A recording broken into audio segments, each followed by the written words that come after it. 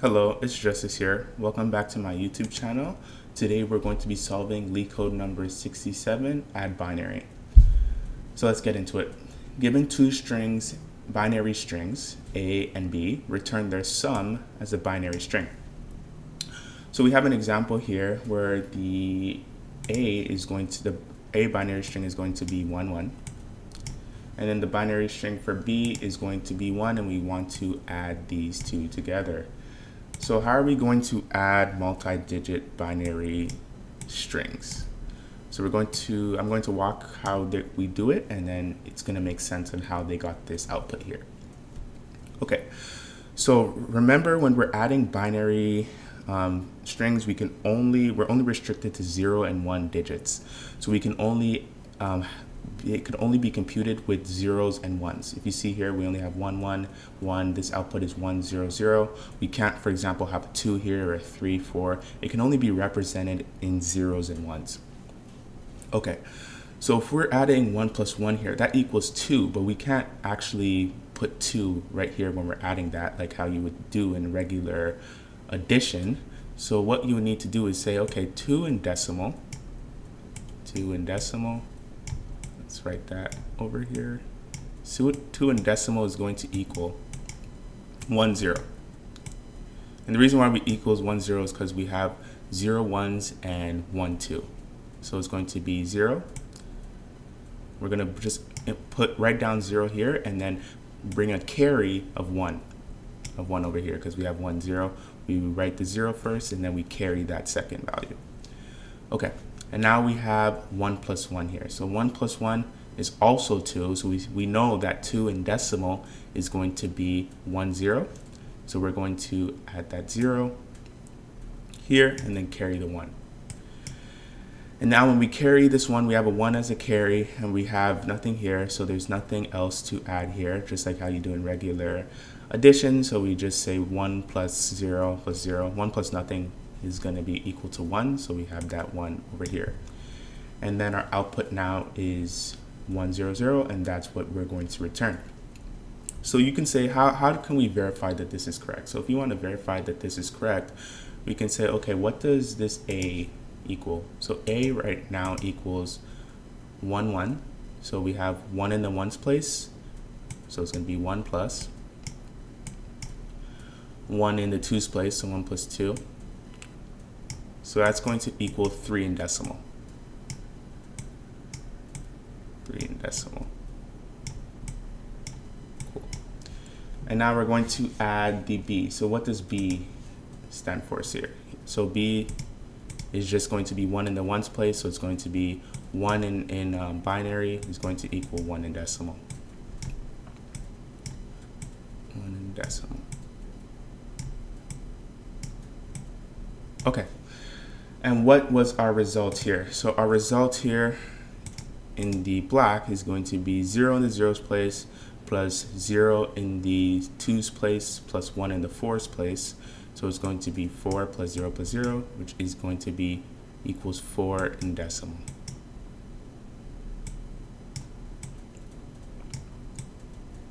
Okay, so 4 in decimal. So if we were to add 3 plus 1 in regular addition, that would equal to our 4. And we see here that does compute, so we know that that is the correct answer. Cool. So now let's get into the second example. Okay, so this is the second example in which we're looking at, in which the input string A is 1, 0, 1, 0, and the input string B is 1, 0, 1, 1.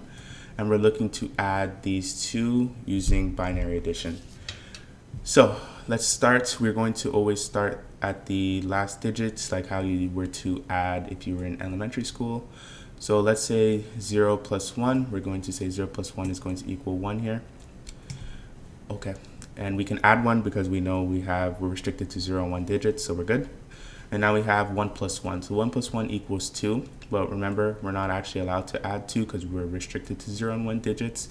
So we're going to say, okay, what is 2 in binary? So 2 in decimal equals 1, 0 in binary. So we're going to add that first place of 0. We're going to carry this 1 up top. So we have a 1 carry here. Oh, cool. So now we're going to have 1 plus 0 plus 0. 1 plus 0 plus 0 is 1, and we can add 1. So we're good. And then we're going to say 1 plus 1. 1 plus 1 here equals 2, and 2 in decimal is 0 and 1 in binary. So we can add that 0 here and bring the carry up here of 1. So we have no more values left in A and B. So we're just adding the carry by itself because there's nothing here. So carry plus 0 plus 0. So what's 1 plus 0 plus 0? That's 1. And that's kind of how they got this output here represented in binary. I encourage you to take a look at that example and go through it and convert these two A and B numbers into decimal values, and then convert this output into decimal values and see that it does match up. Just for the sake of time, I didn't want to go through that again, but I challenge you to go and take a look at that yourself. But we're going to walk through this in code. I'm going to show you how we can actually do this in code in an optimal time. And the time that your interviewers would be looking for. So let's get into that. So let's get into the code here. So we're going to start with an I variable that is going to point to the last character in our A binary string, -1. And then we're going to do J as well. We're going to point, because we're going from backwards forwards. Like, remember in the examples, we started at the rightmost characters of A and B, and we were adding those up and finding the carries and all that. So we're going to start at the end of A and B, and that's where these I and J pointers come from. Also, remember we had a carry, so we've seen, okay, we have a carry value. It can either be 1 or 0. We're going to initialize it to 0 now because we didn't start any of the addition. And then obviously we want to return a result value, so we can call that result res and just set that to an empty string in the beginning. Okay, so now we need to make sure that we have something to add. So how do we know we have something to add? We have something to add if I is greater than or equal to 0, meaning that there's still more values left in A, and then J, which is keeping track of the B character, there's still more values in B, or there's still a carry. So if we still have a carry, or we still have characters in A and B, we have something to add. Cool. So now we're going to check, okay, what is the digit that we're currently at A value? So we're going to call that digit A. And this is going to keep track of the current 0 or 1 value in A's place. So we're going to say it's going to be the integer, because we need the integer. This digit needs to be an integer of A of I. But we need to make sure that I is in bounds, because sometimes I can be out of bounds. We need to say we're only going to be checking A of I if I is greater than or equal to 0. That is because here we have a while loop, so sometimes we can have a carry. Remember in our examples we had a carry, but we had no more values in A and B. So we're going to say if there's no more values in A or B, we're just going to say we're going to treat that as a 0, like how we did in our examples. And we're just going to do the same for digit B. We're going to say it's going to be int B of J, because J is keeping track of the B characters, if J greater than or equal to 0. Else we have no more values in our B characters, so we can say we can treat that as a 0. Okay. All right, we're going to add those 3 values. We're going to say current sum is going to be digit A, which is the digit from the A value, plus digit B, plus a potential carry. So if we have a carry value, we need to add that as well. Okay, so how do we know we have a carry value? So we're going to update our carry value and say carry is going to equal the current sum that we just computed divided by 2, and that's going to be the it's going to be the flat division. So we know that if the sum, we can only have 0 or 1 values. So we know that if the sum is greater than or equal to 2, then we're going to have a carry, and that is because we can only represent 0 or 1 digits. So that's kind of how we're going to do the carry. And then we also need to update our results to be the string of the current sum and the modulo operator, modulo 2, and that's going to give us the remainder plus the current res. So that's going to update our res to be like, okay, we're going to write down a current value. So this is going to write down the 0 or the 1, and then we're going to have the carry as well. So we're going to say this modulo operator is pretty neat because it gives us the current digit to write down, So if we do current sum modulo 2, that gives us the current digit 2 right into our res variable, and then we just update the carry. Last but not least, we need to keep decrementing the I and the J characters, because remember, we're going to start from the rightmost values and then just keep going down. So if we start at this 1, 1, we're going to start at 1 and then just go up here. So we're going to just make sure that we decrement our I and J. And at the end, we're going to just return that res variable.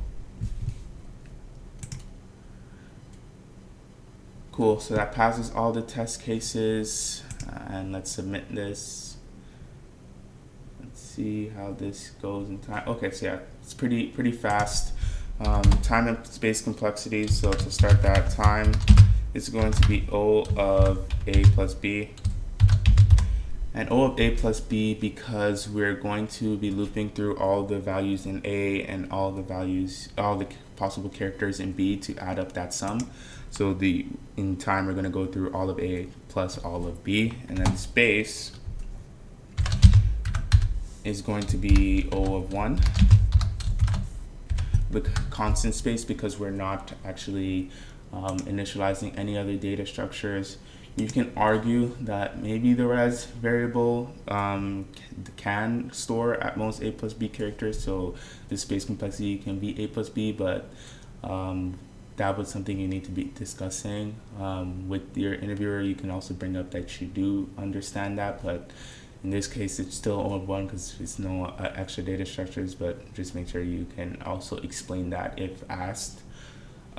Yeah, so I'm going to be doing LeetCode questions every day on this channel for 2025 for the next 100 days. So hopefully you subscribe and you stay tuned. Thank you, and see you in the next video.